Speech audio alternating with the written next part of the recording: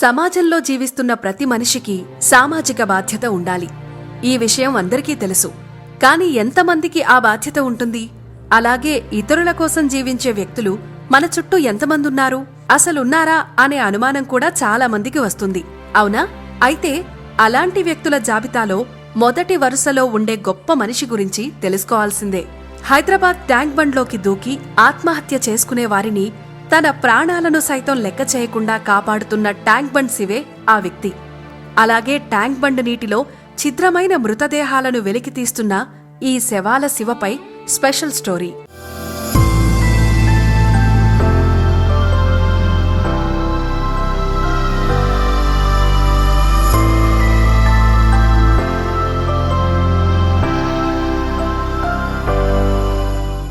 నేను అందరిలాంటి వాడిని.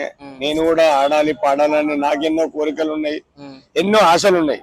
కానీ నా ఆశలకు హద్దు లేని జీవితాలు నాకు వద్దు. నాలో ఒకటిగా నాకు నేనుగా బ్రతకాలి.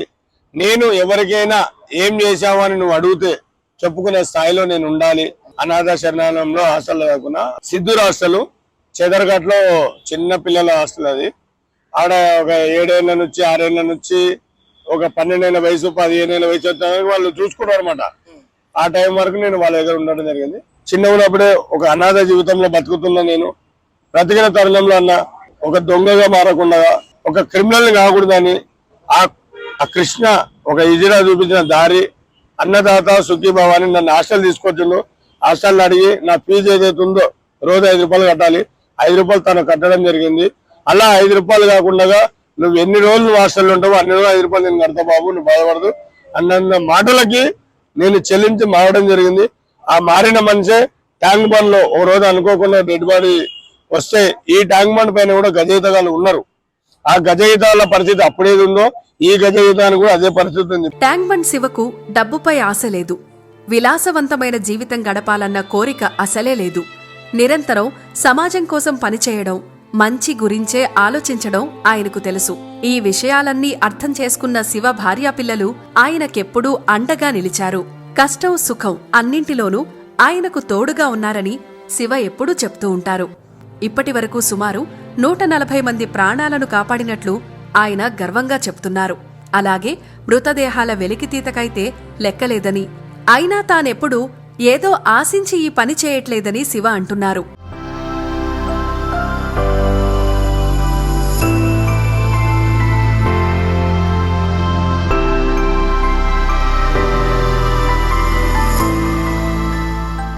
మా భార్య పేరు శాంత. తను ఒక వికలాంగుల అమ్మాయి. తన జీవితం 7వ తరగతి వరకు అక్కడ చదువుకుంది. చదువుకున్నా కూడా నా గురించి, నా క్రమశిక్షణ గురించి తెలియదు. అయినా కూడా తను నన్ను నమ్మి నా ఎంట వచ్చింది. నా జీవితంలో సగభాగస్వాములు కలిసింది.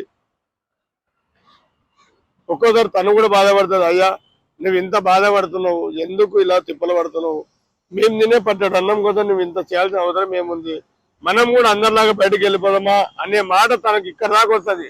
కానీ చెప్పదు, మనసులోనే పెట్టుకొని నాకు వెన్నంటూ, అయ్యా పోయిరా పో, అక్కడ బాధపడుతురు, పోయిరా ఆ పని సక్సెస్ చేసిరా, నువ్వేం భయపడు, మేము ఇట్లనే ఉంటాము, నువ్వు వచ్చేంత వరకు మేము మా వేయి కళ్ళతోటి ఎదురు చూస్తామని చెప్పుకునేది మా శాంత. ఆ శాంతమ్మ జీవితానికి ఈ యొక్క ట్యాంక్ బండ్ శివ తోడు కావడం, ఈ రోజు ప్రజలందరూ మమ్మల్ని గుర్తించడం, ఈ రోజు ఈ బాధపడుతున్న ప్రతి ఒక్కరి కుటుంబాలకి మా జీవితాలను దారవోసి కష్టపడి ముందరికి పోతున్నామన్నా. 139 మంది శవాలని చనిపోకుండా శవంలా మారకుండా 139 మందిని నాకు నేనుగా వాటర్లో దూకి కాపాడిన వ్యక్తులు 139 మంది. ఇక డెడ్ బాడీలు అంటామన్నా లెక్కలేదానికి అంచనా లేదు. రైల్వే కటింగ్ కావచ్చు, రోడ్డు పైన అనాథ శవాలే కావచ్చు, ఇళ్లలో హ్యాంగర్స్ కావచ్చు, వాటర్లో ఈ ఒక్క చెరువే కాదు, షామీర్పేట ఉంది, గండిపేట ఉంది, తూప్రాన్ ఉంది, మన సాగర్ ఉంది, ఇప్పుడు మొన్న గురుమూర్తి చెరువులో అంటే ఇట్లా కొన్ని ఎవరైతే చేయలేని వర్కులు ఉన్నాయో అలాంటి వర్కులు చేస్తున్నా దానికి లెక్కలేంది. రోజుకి ఎంత లేదన్నా కూడా నా జీవితం మంది శవాలతో కూడుకున్న పని. ట్యాంక్ బండ్ శివ ఇలా ఇతరుల కోసం కృషి చేస్తూ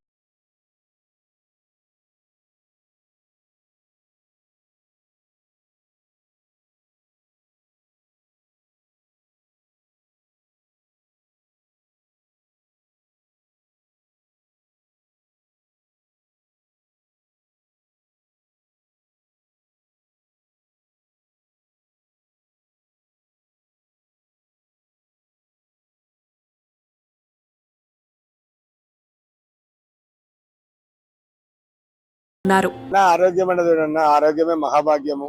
దాన్ని కాపాడుకోవడానికి మనకు గవర్నమెంట్ హాస్పిటల్ ఎన్నో ఉన్నాయి, అది ప్రతి ఒక్కరు తెలిసిన విషయమే. నా జీవితానికి ప్రైవేట్లో వెళ్ళి ప్రైవేట్ హాస్పిటల్ చూపించేంత శక్తి నాకు లేదు. ఎక్కడ పోయినా కూడా నేను ఫుడ్ హెల్తీగా తీసుకునే అలవాటు నాది. చనిపోయిన వారిని తీసేది పెద్ద పని కాదు. జాగ్రత్త అనేది ఆన్ ద స్పాట్ లో ఎవరైతే సూసైడ్ చేసుకుంటారో వాళ్ళని కాపాడేందుకు జాగ్రత్తలు అవసరం నాకు. అంటే దాంట్లో ఉరికే సమయంలోనే కావచ్చు, లేదంటే ఇక్కడి నుంచి అక్కడ వెళ్ళేటప్పుడు వాళ్ళు అయ్యో వెళ్ళిపోయింది కదా అన్నప్పుడు ఇక్కడ అని దేలాడుతూ ఉంటాడు లోపల. అక్కడ ఏముంటే కూడా మాకు తెలియదు. కానీ ఒక మంచి మునిపోయిన తపనతోటి ఆ డిపార్ట్మెంట్ వారు సహకరించి బాబు ఇమీడియట్లీ ఏమైంది పరిస్థితి కాపాడు. ఒకవేళ సమయం డిపార్ట్మెంట్ వాళ్ళు లేరు, పబ్లిక్ ఉన్నారు, అయినా కూడా నేను దూకేసి వాళ్ళని కాపాడడం జరుగుతుంది. ఎందుకంటే బ్రతికిన తర్వాత మాట్లాడుకునే మాటలు వేరు, చనిపోయిన శవాన్ని తీసే మాటలు వేరు. ఏంటంటే చనిపోయిందంటే అది డీకంపోజ్. దానికి కావాల్సిన క్రమశిక్షణ ఏమైనా మనుషులు బాగుండాలి. అక్కడ వెళ్ళేటందుకు నాకు ఒక వెహికల్ కావాలి, ఒక రూప్ కావాలి, కవర్లు కావాలి, శానిటైజర్ లాంటివి నా సేఫ్టీ కోసం కావాలి. రేపటి తరానికి ఈత నేర్పించాలన్నదే ఆయన బలమైన కోరిక. ఈత వస్తే తమకు ఎదురయ్యే క్లిష్ట పరిస్థితుల్లో ప్రాణాలను కాపాడుకోవడం, అలాగే ఇతరులను రక్షించడంలో ముఖ్య పాత్ర పోషించగలరని శివ అభిప్రాయపడుతున్నారు. ఈ ఎన్డీఆర్ఎఫ్ ఏదైతే టీం ఉందో అలాగే మాకు ఒక టీం కావాలి, మాకు ఒక పేరు కావాలి. డబ్బు సంపాదించుకోవడానికి స్విమ్మింగ్ పూల్ కట్టేయడం కాదు.